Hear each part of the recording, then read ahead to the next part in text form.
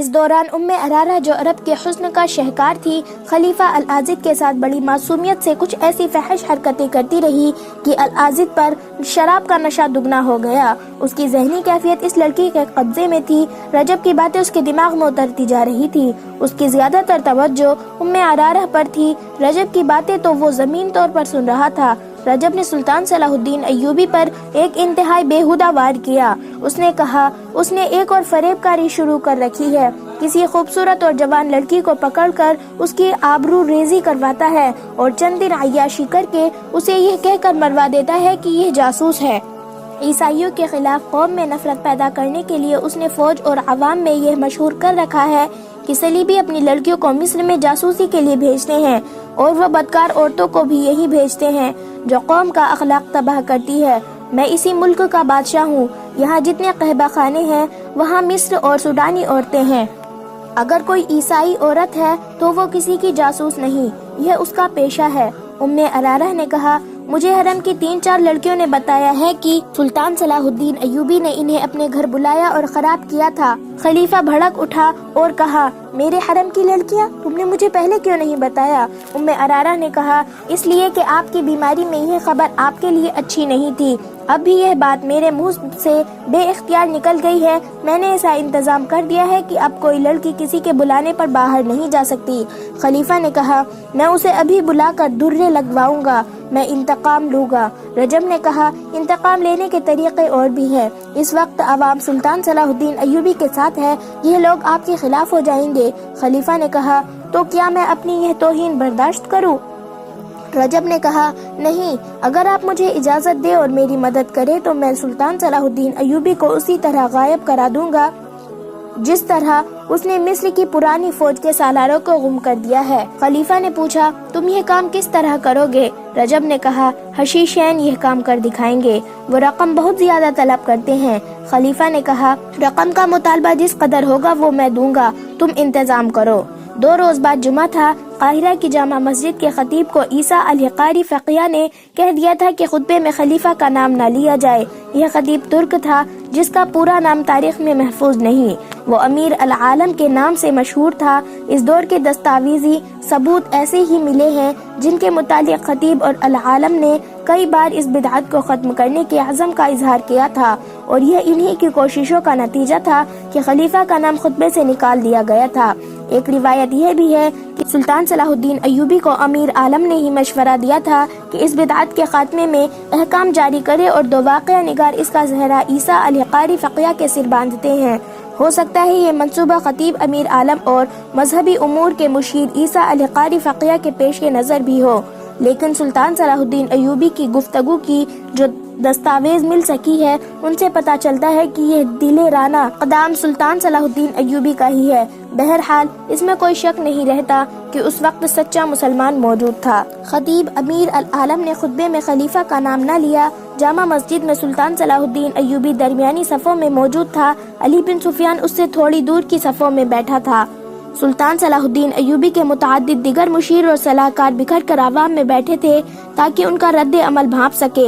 علی بن سفیان کے مخبروں کی بہت بڑی تعداد مسجد میں موجود تھی۔ خلیفہ کا نام خطبے میں سے غائب کرنا ایک سنگین اقدام نہیں بلکہ خلافت کے احکام کے مطابق سنگین جرم تھا۔ اس کا ارتکاب کر دیا گیا۔ سربراہوں میں سے اگر کوئی مسجد میں نہیں تھا تو وہ خلیفہ العازد تھا۔ نماز کے بعد سلطان صلاح الدین ایوبی اٹھا، خطیب کے پاس گیا، اس نے مصافحہ کیا، ان کے چوغے کا بوسہ لیا اور کہا، اللہ آپ کا حامی و ناصر ہے۔ خطیب اور العالم نے جواب دیا، یہ حکم صادر فرما کر آپ نے جنت میں گھر بنا لیا ہے۔ واپس چند قدم چل کر سلطان صلاح الدین ایوبی رک گیا اور خطیب کے قریب جا کر کہا، اگر آپ کو خلیفہ کا بلاوا آ جائے تو اس کے پاس جانے کی بجائے میرے پاس آ جانا، میں آپ کے ساتھ چلوں گا۔ امیر العالم نے کہا، اگر امیر مصر گستاخی نہ سمجھے تو عرض کروں کہ باطل اور شرک کے خلاف عمل اور حق گوئی اگر جرم ہے تو اس کی سزا میں اکیلا بھگت لوں گا، میں آپ کا سہارا نہیں ڈھونڈوں گا۔ خلیفہ نے بلایا تو اکیلا جاؤں گا، میں نے خلیفہ کے نام کو آپ کے حکم سے نہیں خدا کے حکم سے نکالا ہے، میں آپ کو مبارکباد پیش کرتا ہوں۔ شام کے بعد سلطان صلاح الدین ایوبی، علی بن سفیان، بہاؤالدین شداد اور چند ایک مشیروں سے دن کی رپورٹ لے رہا تھا۔ سارے شہر میں شہریوں کے بھیس میں مخبر اور جاسوس پھیلا دیے گئے تھے جنہوں نے لوگوں کی رائے معلوم کر لی تھی۔ علی بن سفیان نے سلطان صلاح الدین ایوبی کو بتایا کہ کہیں سے بھی اسے ایسی اطلاع نہیں ملی جہاں کسی نے یہ کہا ہو کہ خطبے میں خلیفہ کا نام نہیں لیا گیا۔ علی بن سفیان نے بعض آدمیوں نے 2-3 جگہوں پر یہ بھی کہا کہ جامع مسجد کے خطیب نے آج خطبے میں خلیفہ کا نام نہیں لیا تھا، یہ اس نے بہت برا کیا ہے۔ اس پر کچھ آدمی اس طرح حیران ہو گئے جیسے انہیں معلوم ہی نہیں تھا کہ خطبے میں خلیفہ کا نام لیا گیا تھا یا نہیں۔ ان میں سے 4-5 نے اس قسم کے خیالات کے اظہار کیا، اس سے کیا فرق پڑتا ہے، خلیفہ خدا یا پیغمبر تو نہیں۔ ان اطلاعات سے سلطان صلاح الدین ایوبی کو اطمینان ہو گیا کہ عوام میں جس رد عمل سے اسے ڈرایا گیا تھا اس کا کہیں بھی اظہار نہیں ہوا۔ سلطان صلاح الدین ایوبی نے اسی وقت سلطان نور الدین جنگی کے نام پیغام لکھا جس میں اسے اطلاع دی کہ اس نے جمعہ کے خطبے میں سے خلیفہ کا نام نکلوا دیا ہے۔ عوام کی طرف سے اچھے رد عمل کا اظہار ہوا ہے، لہٰذا آپ بھی مرکزی خلافت کو خطبے سے خارج کر دے۔ اس لب لواز کا طویل پیغام لکھ کر اس نے حکم دیا کہ قاصد کو صبح سویرے روانہ کر دیا جائے جو یہ پیغام نور الدین جنگی کو دے کر واپس آ جائے۔ اس کے بعد اس نے علی بن سفیان سے کہا کہ خلیفہ کے محل میں جاسوسوں کو چوکنا کر دیا جائے، وہاں ذرا سی بھی مشکوک حرکت ہو تو فوراً اطلاع دے۔ رجب کو سلطان صلاح الدین ایوبی جانتا تھا، اسے یہ بھی معلوم تھا کہ رجب خلیفہ کا منہ چڑھا نائب سالار ہے۔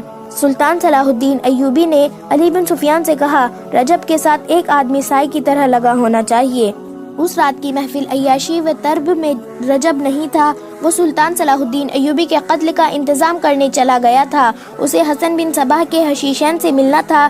خلیفہ روز مرہ کی طرح باہر کی دنیا سے بے خبر اور ام ارارہ کے طلسماتی حسن اور ناز و ادا میں گم تھا۔ اسے کسی نے بتایا ہی نہیں تھا کہ خطبے میں سے اس کا نام نکال دیا گیا ہے۔ وہ خوش تھا کہ سلطان صلاح الدین ایوبی کے قتل کا انتظام ہونے والا ہے۔ ام ارارہ نے اسے جلدی سلانے اور بے ہوش کرنے کے لیے زیادہ شراب پلا دی اور شراب میں خواب آور صفوف بھی ملا دیا۔ اس بوڑھے سے جلدی چھٹکارا حاصل کرنے کے لیے وہ یہی نسخہ استعمال کیا کرتی تھی۔ اسے سلا کر اور مشعلے بجھا کر وہ کمرے سے نکل گئی۔ وہ اپنے مخصوص کمرے کی طرف جا رہی تھی جس میں رجب کو چوری چھپے اس کے پاس آیا کرتا تھا۔ وہ کمرے میں داخل ہوئی تھی کہ کواڑوں کے پیچھے سے کسی نے اس پر کمبل پھینکا۔ اس کی آواز بھی نہ نکل پائی تھی کہ اس کے منہ پر جہاں پہلے ہی کمبل لپٹ گیا تھا اور وہ کپڑا باندھ دیا گیا، اسے کسی نے کاندھوں پر ڈال لیا اور کمرے سے نکل گئے۔ یہ 2 آدمی تھے، وہ محل کی بھول بھلیا اور چور راستوں سے واقف معلوم ہوتے تھے۔ وہ اندھیری سیڑھیوں پر چڑھ گئے، اوپر سے انہوں نے رسہ باندھ کر نیچے لٹکایا۔ لڑکی کو کندھوں پر ڈالے ہوئے وہ آدمی رسے سے نیچے اتر گئے، اس کے پیچھے دوسرا آدمی اتر گیا اور دونوں اندھیرے میں غائب ہو گئے۔ کچھ دور 4 گھوڑے تھے اور ان کے پاس 2 آدمی بیٹھے ہوئے تھے۔ انہوں نے اپنے ساتھیوں کو اندھیرے میں آتے دیکھا اور یہ بھی دیکھ لیا کہ ایک نے کندھے پر کچھ اٹھا رکھا ہے۔ وہ گھوڑوں کو آگے لے گئے، سب گھوڑوں پر سوار ہو گئے۔ ایک سوار نے لڑکی کو اپنے آگے ڈال لیا۔ ان میں سے کسی نے کہا، گھوڑوں کو ابھی دوڑانا نہیں، ٹاپ سارے شہر کو جگا دیں گے۔ گھوڑے آہستہ آہستہ چلتے گئے اور شہر سے نکل گئے۔ یہ سلطان صلاح الدین ایوبی کا کام ہے۔ امیر مصر کے سوا ایسی حرکت اور کوئی نہیں کر سکتا، اس کے سوا اور ہو ہی کون سکتا ہے۔ قصر خلافت میں یہی شور تھا کہ ام ارارہ کو سلطان صلاح الدین ایوبی نے اغوا کرایا ہے۔ رجب واپس آ گیا تھا، محل کے کونے کونے کی تلاشی لی جا چکی تھی۔ محافظ دستہ کمانڈروں کے عتاب کا نشانہ بنا ہوا تھا، خود کمانڈر بھی سپاہیوں کی طرح تھر تھر کانپ رہے تھے۔ ایک لڑکی کا اغوا معمولی واردات نہیں تھی اور لڑکی بھی ایسی جسے خاوند حرم کا ماہر سمجھتا تھا۔ محل کے پچھواڑے ایک رسہ لٹک رہا تھا، زمین پر پاؤں کے نشان تھے جو تھوڑی دور جا کر گھوڑوں کے نشانات میں ختم ہو گئے تھے۔ ان سے یہ شبہ ملتا تھا کہ لڑکی کو رستے سے اتارا گیا ہے۔ اس شک کا اظہار بھی کیا گیا کہ لڑکی اپنی مرضی سے کسی کے ساتھ گئی ہے۔ خاوند نے اس شک کو مسترد کر دیا تھا، وہ کہتا تھا کہ ام ارارہ اس پر جان چھڑکتی ہے۔ رجب نے العازد سے کہا، یہ سلطان صلاح الدین ایوبی کا کام ہے، قصر خلافت میں ہر کسی کی زبان پر یہی الفاظ ہے کہ اس کے سوا اور کوئی بھی ایسی حرکت نہیں کر سکتا۔ ہر کسی کے کانوں میں یہ الفاظ رجب نے ہی ڈالے تھے۔ اسے جو ہی ام ارارہ کی گمشدگی کی اطلاع ملی تھی، اس نے سارے محل میں گھوم پھر کر ہر کسی سے لڑکی کے متعلق پوچھا اور ہر کسی سے کہا تھا یہ سلطان صلاح الدین ایوبی کا کام ہے۔ قصر صدارت کے اعلیٰ حاکم سے ادنیٰ ملازم تک انہی الفاظ کو دہرائے چلے جا رہے تھے، اور رجب یہ الفاظ خلیفہ العازد کے کانوں میں پورے تو اس نے ذرا بھر سوچنے کی ضرورت نہیں سمجھی کہ یہ الزام بے بنیاد ہو سکتا ہے۔ اس کے کانوں میں یہ تو پہلے ہی ڈالا جا چکا تھا کہ سلطان صلاح الدین ایوبی عورتوں کا شیدائی ہے۔ ام ارارہ نے اسے یہ بتایا تھا کہ سلطان صلاح الدین ایوبی حرم کی 4 لڑکیوں کو خراب کر چکا ہے۔ خلیفہ نے اسی وقت اپنے خصوصی قاصد کو بلایا اور اسے کہا کہ امیر مصر کے پاس جاؤ اور اسے کہو کہ پردے میں لڑکی واپس کرو، میں کوئی کارروائی نہیں کروں گا۔ جس وقت خلیفہ قاصد کو یہ پیغام دے رہا تھا، اس وقت قاہرہ سے 10-12 میل دور 3 شتر سوار قاہرہ کی طرف آہستہ آہستہ آ رہے تھے۔ وہ مصر کی فوج کے گشتی سنتری تھے۔ مصر کے سیاسی حالات چونکہ اچھے نہیں تھے، جاسوسوں اور تخریب کاروں کی سرگرمیاں روکنے کی بجائے بڑھتی جا رہی تھی۔ سلطان صلاح الدین ایوبی کو اچھی طرح معلوم تھا کہ ملک میں غداری اور بغاوت کی چنگاریاں بھی سلگ رہی ہے۔ اس سوڈانی فوج کی طرف سے جسے اس نے برطرف کر دیا تھا، خطرہ پوری طرح نہیں ٹلا تھا۔ اس نے فوج کے کمانڈر، عہدیدار اور سپاہی تجربے کار عسکری تھے، کسی بھی وقت ملک کے لیے خطرہ بن سکتا تھا۔ سب سے بڑا خطرہ یہ تھا کہ سلطان صلاح الدین ایوبی کے مخالفین نے صلیبیوں سے دوستانہ کر رکھا تھا۔ ان کے جاسوسوں کو وہ پناہ، اڈے اور مدد مہیا کرتے تھے۔ ان خطرات کے پیش نظر دارالحکومت سے بہت دور دور اور ہر طرف فوج کے چند ایک دستے رکھے گئے تھے۔ ان کی گشتی دن رات صحراؤں اور ٹیلوں ٹکریوں کے علاقوں میں گھوڑے اور اونٹوں پر گشت کرتے رہتے تھے تاکہ آنے والے خطروں کی اطلاع از وقت دی جا سکے۔ وہ 3 شتر سوار انہی دستوں کے گشتی سنتری تھے جو اپنی ذمہ داری کے علاقے میں گشت کر کے واپس آ رہے تھے۔ آگ، مٹی اور پتھروں کی پہاڑیاں اور چٹانوں کا وسیع علاقہ تھا۔ وہ ایک وادی میں سے گزر رہے تھے۔ انہوں نے کسی عورت کی آہ وزاری سنائی دی، مردانہ آواز بھی سنائی دی۔ ان سے صاف پتہ چلتا تھا کہ لڑکی پر زبردستی کی جا رہی ہے۔ ایک شتر سوار اترا اور اس چٹان پر چڑھ گیا جس کی دوسری طرف سے آواز آ رہی تھی۔ اس نے چھپ کر دیکھا، ادھر 4 گھوڑے تھے اور 4 آدمی بھی تھے۔ چاروں سوڈانی حبشی تھے۔ ایک بڑی ہی خوبصورت لڑکی تھی جو دوڑی جا رہی تھی۔ ایک حبشی نے اسے پکڑ لیا اور اسے بازوؤں میں دبوچ کر اٹھا لیا اور اسے اپنے ساتھیوں کے درمیان کھڑا کر کے اس کے سامنے گھٹنے کے بل ہو گیا۔ اس نے اپنے سینے پر ہاتھ باندھ کر کہا، تم مقدس لڑکی ہو، اپنے آپ کو تکلیف میں ڈال کر ہمیں گنہگار نہ کرو۔ دیوتا کا قہر ہمیں جلا ڈالے گا یا ہمیں پتھر بنا دے گا۔ لڑکی نے چلا کر کہا، میں مسلمان ہوں، تمہارے دیوتا پر لعنت بھیجتی ہوں، مجھے چھوڑ دو ورنہ میں تم سب کو خلیفہ کے کتوں سے بوٹی بوٹی کرا دوں گی۔ ایک حبشی نے اسے کہا، تم اب خلیفہ کی ملکیت نہیں، اب تم دیوتا کی ملکیت ہو جس کے ہاتھ میں آسمان کی بجلیوں کا قہر، آگوں کا زہر اور شیروں کی طاقت ہے۔ اس نے تمہیں پسند کر لیا ہے۔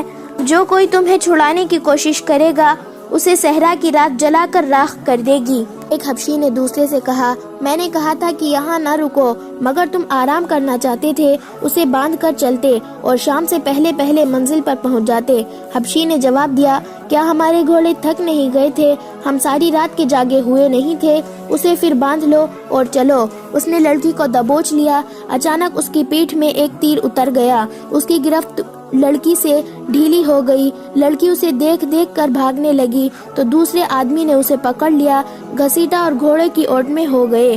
ایک اور تیر آیا، ایک آدمی کی گردن میں لگا۔ وہ آدمی بری طرح تڑپنے لگا۔ جس آدمی نے لڑکی کو پکڑا تھا وہ گھوڑے کی باغ پکڑ کر لڑکی اور گھوڑے کو نشیبی جگہ لے گیا جو بالکل قریب تھی۔ ایک حبشی اور بھی رہ گیا تھا، وہ بھی دوڑ کر نشب میں اتر گیا۔ یہ تیر اس شتر سوار سنتری نے چلایا تھا جو چٹان پر چڑھ گیا تھا۔ اس نے بعد میں جو بیان دیا اس میں اس نے کہا تھا کہ وہ دیوتاؤں کے نام سے ڈر گیا تھا، لیکن لڑکی نے جب یہ کہا کہ میں مسلمان ہوں اور میں دیوتاؤں پر لعنت بھیجتی ہوں تو سنتری کا ایمان بیدار ہو گیا۔ لڑکی نے جب خلیفہ کا نام لیا تو سنتری سمجھ گیا کہ یہ حرم کی لڑکی ہے۔ اس کا لباس، اس کی شکل و صورت اور اس کی ڈیل ڈول بتا رہی تھی کہ یہ معمولی درجے کی لڑکی نہیں، اسے اغوا کیا جا رہا ہے۔ اور اسے سوڈان میں لے جا کر فروخت کیا جائے گا۔ سنتری کو یہ معلوم تھا کہ تھوڑے دنوں بعد سوڈانی حبشیوں کا ایک میلہ لگنے والا ہے جس میں لڑکیوں کی خرید و فروخت ہوتی ہے۔ فوج کو سلطان صلاح الدین ایوبی نے یہ حکم دے رکھا تھا کہ عورت کی عزت کی حفاظت کی جائے گی۔ ایک عورت کی عزت کو بچانے کے لیے 1 درجن آدمیوں کے قتل کی بھی اجازت تھی۔ سنتری نے یہ ساری باتیں سامنے رکھ کر فیصلہ کر لیا کہ اس لڑکی کو بچانا ہے۔ اس نے 2 تیر چلائے اور 2 حبشی مار ڈالے۔ اس نے غلطی یہ کی کہ باقی 2 حبشیوں کو پکڑنے کے لیے نیچے اتر آیا، اپنے اونٹ پر سوار ہوا، اپنے ساتھیوں کو بتایا کہ بردہ فروش کا پیچھا کرنا ہے۔ وہ تینوں اونٹ کو دوڑاتے دوسری طرف گئے مگر انہیں چٹان کا چکر کاٹ کر جانا پڑا۔ اس نے یہ بھی سوچا کہ اونٹ گھوڑے کو پیچھا کر سکتا ہے یا نہیں۔ ان تینوں میں سے تیر کمان صرف اسی سنتری کے پاس تھا، باقی 2 کے پاس برچھیاں اور تلواریں تھی۔ وہ جب اس جگہ پہنچے جہاں لڑکی اور حبشی کو دیکھا تھا، وہ وہاں 2 لاشوں کے سوا کچھ بھی نہ تھا۔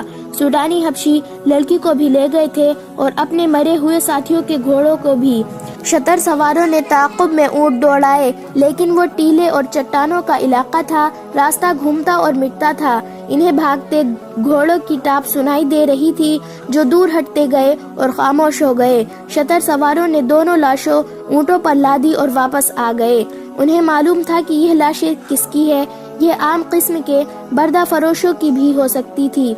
انہیں اٹھا لانا ضروری نہ تھا لیکن لڑکی خلیفہ کی معلوم ہوتی تھی، اس لیے لاشیں اٹھانا ضروری سمجھا گیا تاکہ یہ معلوم ہو سکے کہ اغوا کرنے والے کون ہیں۔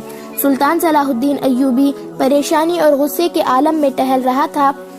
کمرے میں اس کے مشیر بیٹھے تھے، یہ اس کے دوست بھی تھے، وہ سر جھکائے بیٹھے تھے۔ سلطان صلاح الدین ایوبی اپنے آپ کو ہمیشہ قابو میں رکھتا تھا، وہ کبھی جذباتی نہیں ہوا تھا، غصہ پی جایا کرتا تھا اور ذہن کو پوری طرح قابو میں رکھ کر سوچا اور فیصلہ کیا کرتا تھا۔ ایسے حالات نے بھی اسے آزمایا تھا جن میں جابر جنگجو بھی ہتھیار ڈال دیا کرتے ہیں۔ وہ محاصروں میں بھی لڑا تھا اور اس حال میں بھی محاصرے میں رہا تھا کہ اس کے سپاہی اس انتظار میں تھے کہ وہ ہتھیار ڈال کر انہیں اس اذیت اور موت سے بچا لے گا۔ لیکن سلطان صلاح الدین ایوبی نے اپنا حوصلہ ہی مضبوط نہ رکھا بلکہ سپاہیوں میں بھی نئی روح پھونک دی۔ مگر اس روز سلطان صلاح الدین ایوبی کو اپنے اوپر قابو نہیں رہا تھا، چہرے پر غصہ تھا، گھبراہٹ تھی، یہی وجہ تھا کہ سب خاموش بیٹھے تھے۔ اس نے کہا، آج پہلی بار میرا دماغ ساتھ چھوڑ گیا ہے۔ اس کے نائب سالار نے کہا، کیا یہ ممکن نہیں کہ آپ خلیفہ کے اس پیغام کو نظر انداز کر دے؟ سلطان صلاح الدین ایوبی نے کہا، میں اسی کوشش میں مصروف ہوں، لیکن الزام کی نوعیت دیکھو جو مجھ پر عائد کیا گیا ہے۔ میں نے اس کے حرم کی ایک لڑکی اغوا کروائی ہے، استغفر اللہ، اللہ مجھے معاف کرے۔ اس نے میری توہین میں کوئی قصر نہیں چھوڑی، پیغام بلکہ دھمکی قاصد کی زبانی بھیجی ہے۔ وہ مجھے بلا لیتا، میرے ساتھ براہ راست بات کرتا۔ بہاؤالدین شداد نے کہا، میں پھر بھی یہی مشورہ دوں گا کہ آپ اپنے آپ کو ٹھنڈا کیجیے۔ سلطان صلاح الدین ایوبی نے کہا، میں یہ سوچ رہا ہوں کیا واقعی حرم سے کوئی لڑکی غائب ہوئی ہے؟ یہ جھوٹ معلوم ہوتا ہے، اسے پتہ چل گیا ہوگا کہ میں نے خطبے میں سے اس کا نام نکال لیا ہے۔